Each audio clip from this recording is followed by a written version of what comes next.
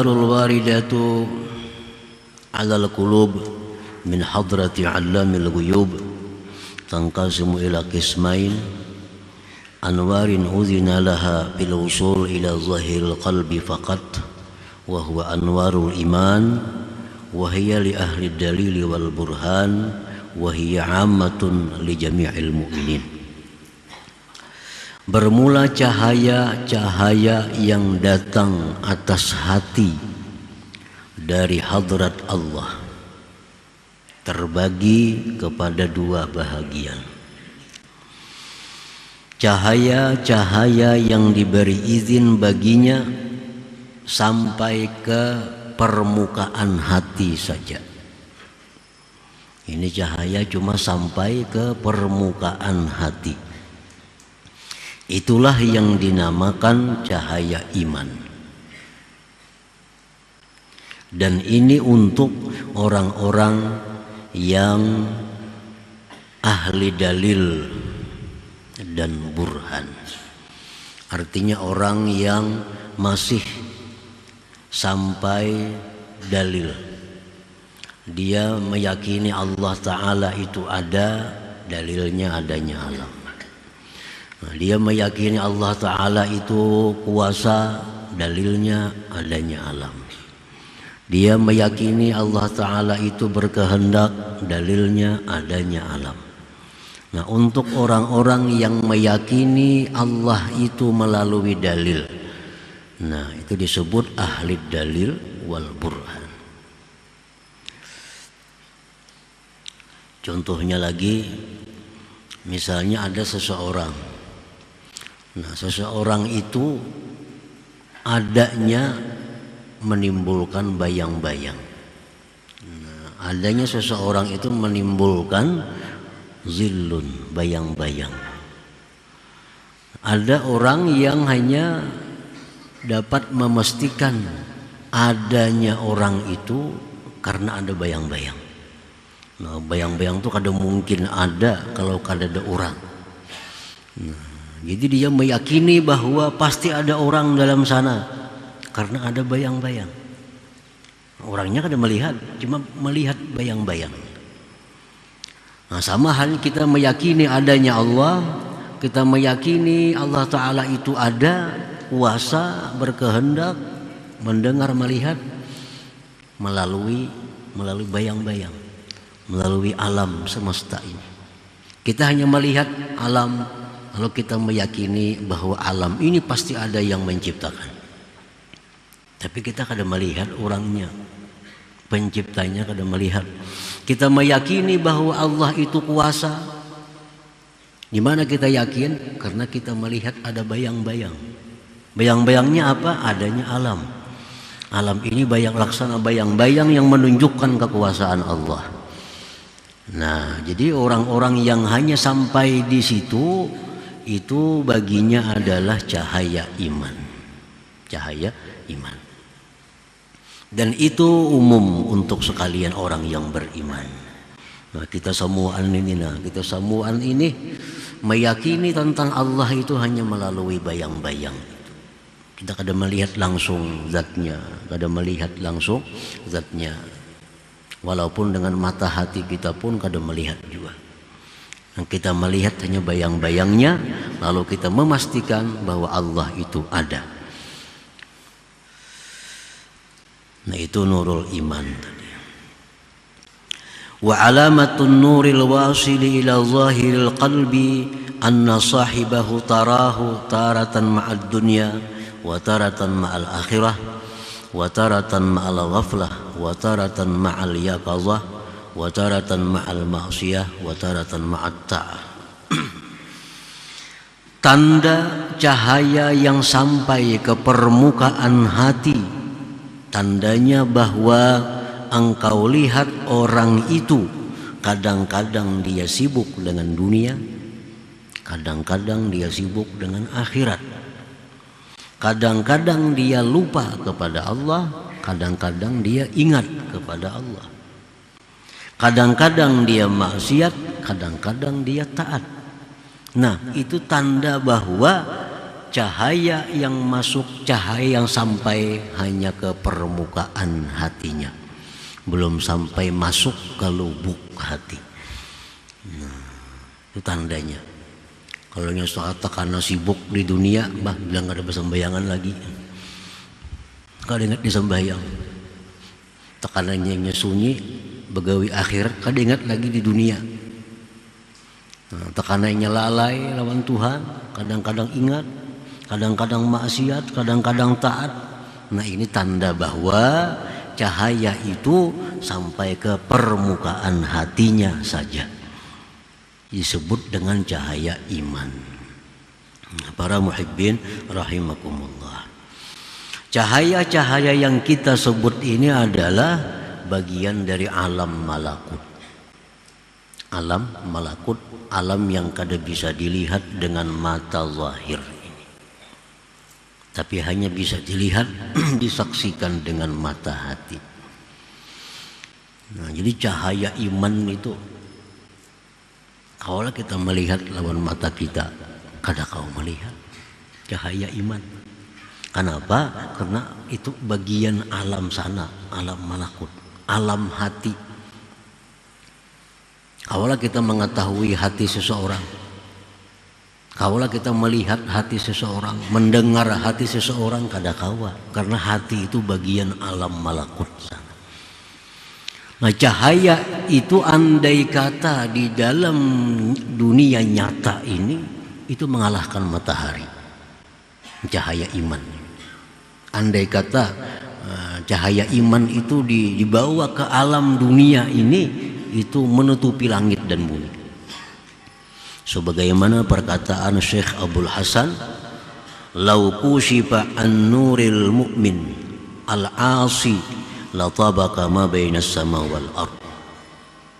Andai kata dibuka dari cahaya seorang mukmin yang maksiat.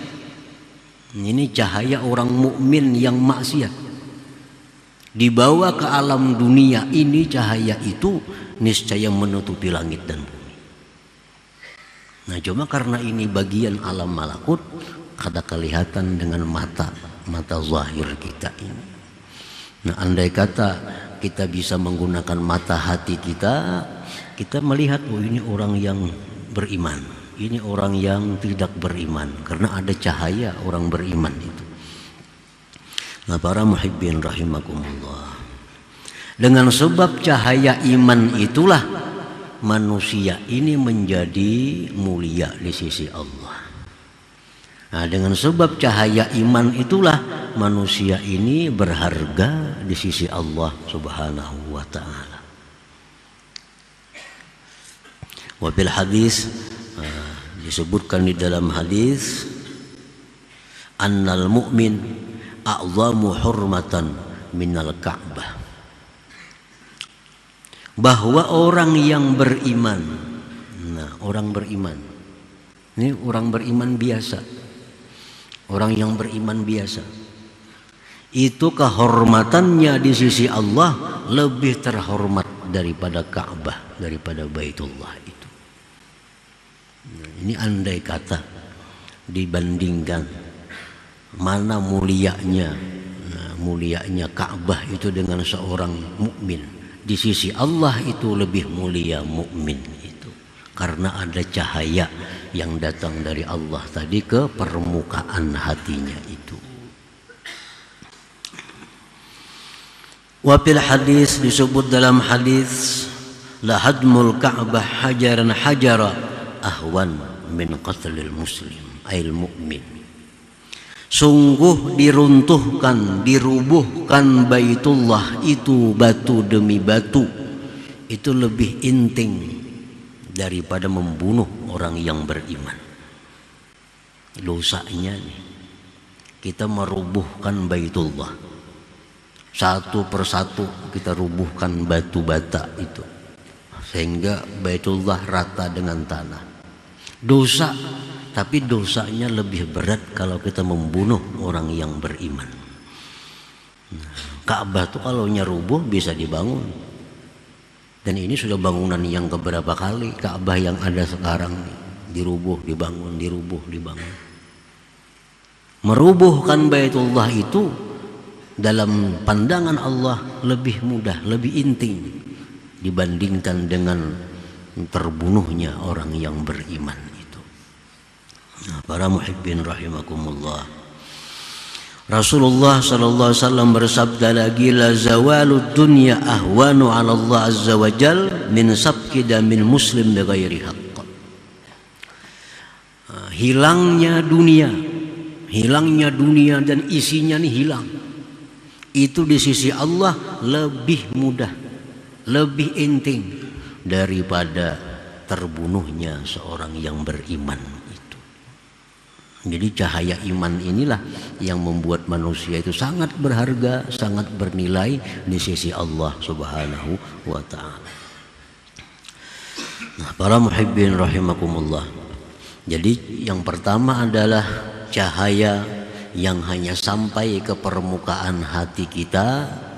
Maka dengan sebab itulah kita kadang-kadang ingat Allah, kadang-kadang lupa, kadang-kadang maksiat, kadang-kadang taat, kadang-kadang sibuk dengan dunia, kadang-kadang sibuk dengan ibadah.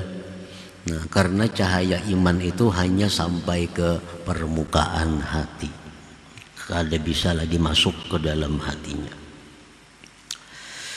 Wa anwarun udhina laha fid dukhul ila suwaida'il qalbi wa hiya anwarul ihsan wa dhalik lamma farragu qulubahum mimma siwallah dakhalathal anwar fasakanat suwaida'a qulubihim. Yang kedua, cahaya yang diberi izin baginya masuk ke lubuk hati, itulah disebut cahaya ihsan. Yang demikian itu manakala mereka mengusungkan hati dari selain Allah, masuklah cahaya itu, maka dia berdiam, bertempat di lubuk hati mereka. Nah, cahaya iman tadi, kalau yang cahaya iman yang menimpil di permukaan hati itu, jikalau hati ini kita bersihi dari selain Allah, maka cahaya iman tadi akan bisa masuk ke dalam hati dan dia menjadi cahaya ihsan.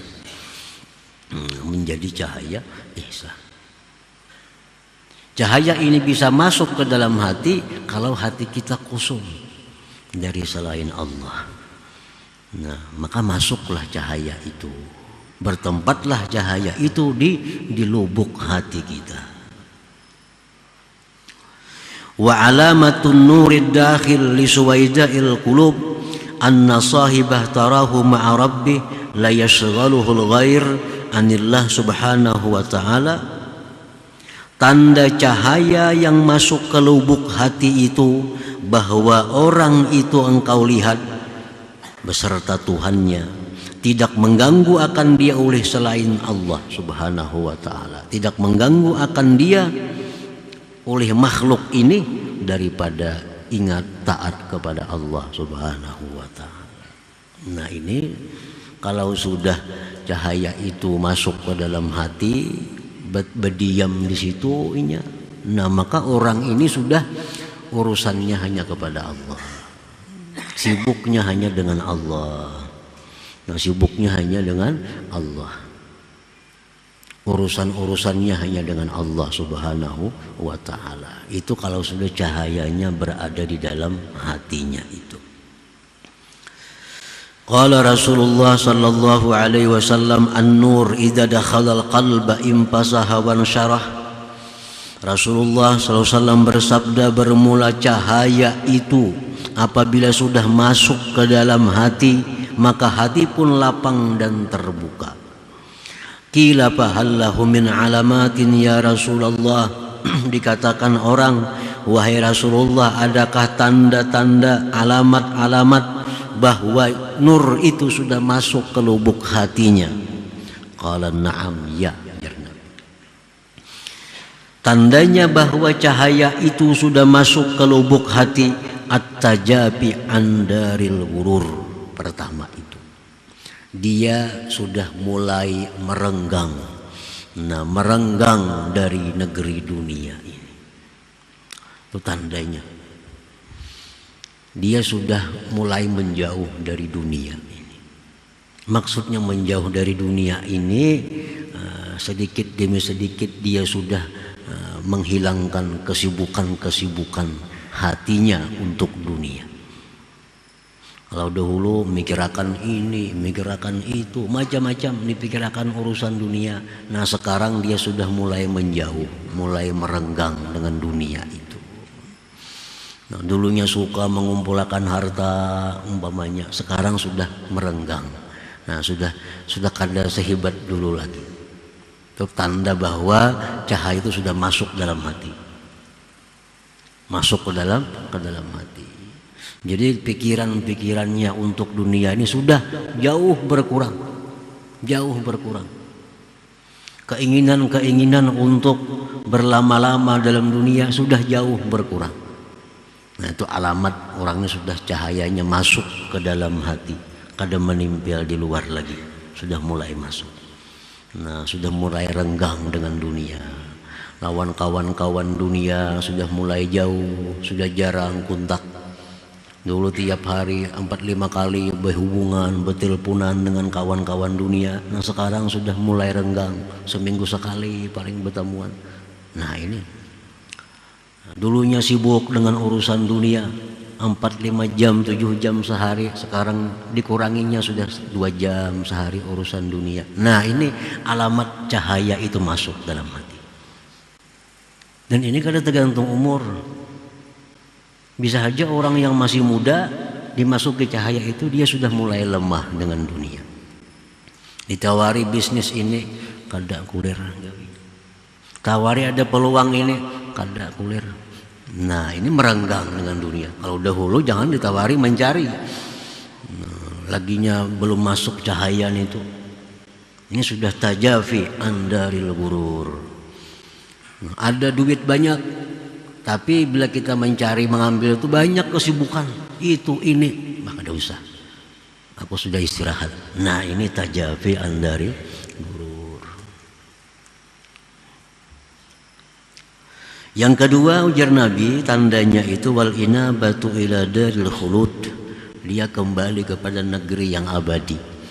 Nah pikirannya sudah mulai mengarah negeri abadi. Pikirannya sudah mulai memikirkan, aku mati dalam kubur kena kayak apa, kayaknya aku ditanya munkar nakir jam apa, kayaknya aku di padang mahsyar bakawan siapa, kayaknya aku dihisap Allah apakah aku celaka. Nah sudah ke sana, sudah arah pikiran nih. Nah ini tanda cahaya itu masuk. Dan jarang ada orang berpikir itu. Kalau cahaya belum masuk memang kada ada pikiran itu, kada ada memikirkan untuk mati. Wa tazawwud lisuknal kubur, dan dia sudah menyiapkan bekal untuk diam di kubur.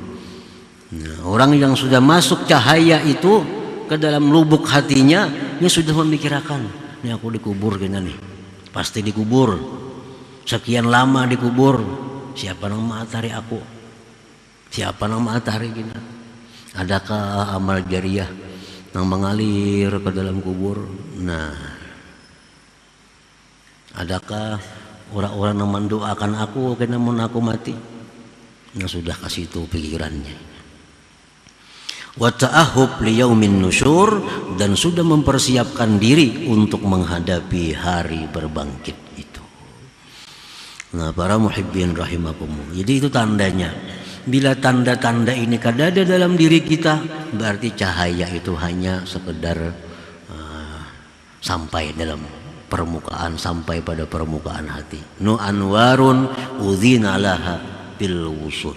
Itu hanya cahaya yang diberi izin untuk sampai, tapi belum diberi izin untuk masuk ke dalam lubuk hati itu. Nah para ulama-ulama kita memberikan petunjuk arahan macam apa supaya cahaya yang ada ini yang sudah menimpil di hati kita nih bisa masuk. Bisa masuk. Ini cahaya ini sudah diberi Allah nih. Kita sudah diberi Allah cahaya. iman. Sudah diberi Allah. Nah, kayak apa supaya cahaya iman itu bisa masuk ke dalam hati, sehingga kita berubah sikap, berubah pikiran, berubah pekerjaan dari dahulu. Nah, ujar para ahli ulama, para ahli suluk menerangkan langkah-langkah yang diambil untuk bisa cahaya itu masuk ke lubuk hati. Yang pertama, iksaruz zikir, memperbanyak zikir. Zikir. La siyama, terutama kalimat tauhid, la ilaha illallah. Nah, banyakilah la ilaha illallah. Walaupun sambil berdagang, walaupun sambil menyupir, walaupun sambil duduk, sambil melihat TV, sambil berabah, baca aja la ilaha illallah. Dan membaca la ilaha illallah itu hati jangan terpaku dengan makna tiada Tuhan selain Allah. Jangan itu aja maknanya. La ilaha illallah, dalam hati tiada Tuhan selain Allah. Itu jangan ke situ. Dirubah-rubah maknanya supaya berbekas dalam hati. Nah, kadang kita bisa la ilaha illallah, dalam hati tiada Tuhan selain Allah. Kadang-kadang kita la ilaha illallah, dalam hati tidak ada yang memberi rezeki kecuali Allah. La ilaha illallah, dalam hati tiada yang memberi manfaat kepadaku kecuali Allah. La ilaha illallah, dalam hati tiada yang bisa memudaratkan kecuali Allah. La ilaha illallah, tiada yang kau pegang, kau percaya, kau sandari selain daripada Allah. Nah, itu diulang-ulangi. Nah, itu akan berbekas dalam hati. Bila tiada Tuhan saja, ya kayak itu bang sudah. Ya, tiada Tuhan selain Allah, tiada Tuhan selain Allah, tiada Tuhan selain Allah. Jadi dikembangkan maknanya sesuai dengan nama-nama Allah, dengan sifat-sifat Allah. La ilaha illallah, tiada yang memberi rezeki kecuali Allah. La ilaha illallah, tidak ada yang menyelamatkan aku kecuali Allah. La ilaha illallah, tidak ada yang melapangkan hatiku kecuali Allah. Nah, kalimat tetap la ilaha illallah, tapi dalam hati ya, disesuaikan.